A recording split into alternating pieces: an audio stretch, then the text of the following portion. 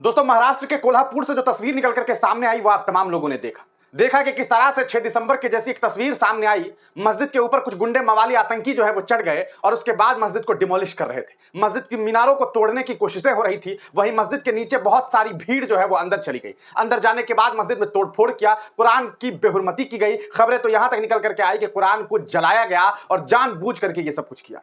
ये करने वाले कोई और लोग नहीं थे, बल्कि ये वो लोग हैं जो एनडीए के समर्थक हैं। ये एनडीए के नेताओं के कहने पर जो है वो अतिक्रमण खाली करने के लिए सड़क पर उतरते हैं। और इनकी देखिए ताकत, देखिए, और इनकी जो है वो आप ये समझिए कि ये कितने गट्स वाले लोग हैं कि इन्हें इससे कोई मतलब नहीं है कि सरकार जो है, पुलिस प्रशासन है, कोई सरकारी सिस्टम है, कोई संस्थान है जो इन चीजों को देखेगी। ये खुद से अतिक्रमण खाली कराने के लिए निकल जाते हैं और फिर मस्जिद में जाकर के तोड़फोड़ करते हैं। इतना ही नहीं किया, इसके अलावा इन लोगों ने जो है वो आम मुसलमानों के घरों पर भी हमला किया, लोगों की गाड़ियों को तोड़ दिया, लोगों के घरों को जला दिया। इस पूरे मामले पर आज असदुद्दीन ओवैसी ने प्रेस कॉन्फ्रेंस करते हुए जो बात कही है वो आप तमाम लोगों को जरूर सुनना चाहिए। सुनिए क्या कुछ कह रहे हैं ओवैसी। ये एक किस्म से एक टेररिस्ट अटैक है मस्जिद के ऊपर, और 6 दिसंबर कंटिन्यू हो रहा है और वहां पर शिंदे और फडणवीस की बीजेपी की सरकार है और उस सरकार की वजह से ये सब हमले मस्जिदों पर किए जा रहे हैं।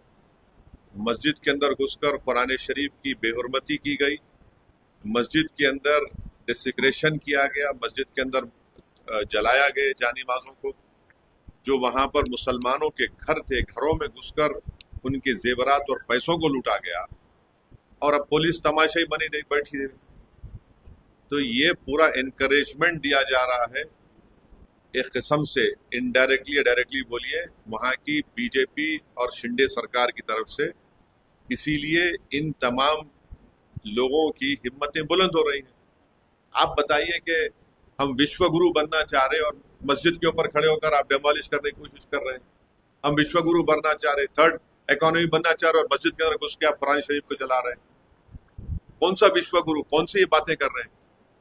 डेलिब्रेट टारगेटिंग है मुसलमानों के और रिलीजियस प्लेस की। इसको इस बात को साबित करता है। केस बुक करे, कितनों को अरेस्ट करे आप।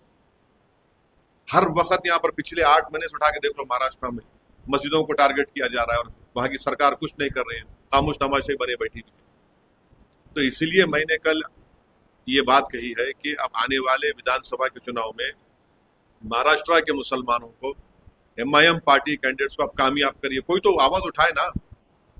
वो जो पार्टीज बोल रहे थे मॉरल विक्ट्री, अब तो मुंह से निकल रहा भी नहीं इस हमले के बारे में उनके मुंह से।